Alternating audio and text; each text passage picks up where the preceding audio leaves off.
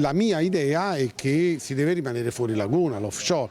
Le stesse compagnie crocieristiche, che peraltro io ho sentito poco prima del lockdown, mi dicono che sono interessate. Le grandi navi fuori dalla laguna di Venezia, in un porto offshore che permette di coniugare sviluppo economico e tutela del patrimonio artistico e naturale.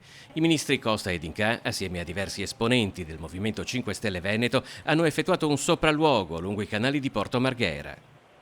La barca elettrica con i ministri Sandro Costa e Federico D'Incà, la vedete qui alle mie spalle, percorre quindi palmo a palmo questa zona di Porto Marghera per toccare con mano, per così dire, qual è lo stato dell'arte in questo momento di questa importante realtà dal punto di vista economico per Venezia. Il ministro dell'Ambiente Costa ha osservato in particolare lo stato dei marginamenti anti-inquinamento delle rive.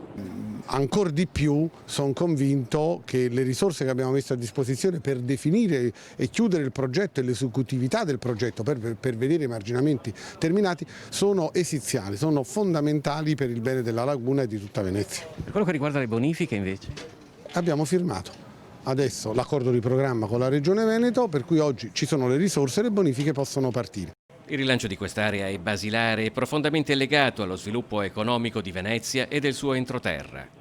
E soltanto con le bonifiche di cui oggi abbiamo avuto conferma, i soldi ci sono, i marginamenti, questo territorio può accogliere nuove attività produttive. Attività produttive attente all'ambiente. Nel mirino del candidato presidente alla regione Cappelletti c'è il nuovo inceneritore di Fusina. Inaugurare la fase 3 post-Covid, dopo che tutti i cittadini di questo paese sono rimasti chiusi nelle proprie case, con l'autorizzazione all'incenerimento, all'apertura del nuovo inceneritore, mi sembra che sia proprio andare nella direzione opposta contraria rispetto a quella dove dovremmo andare.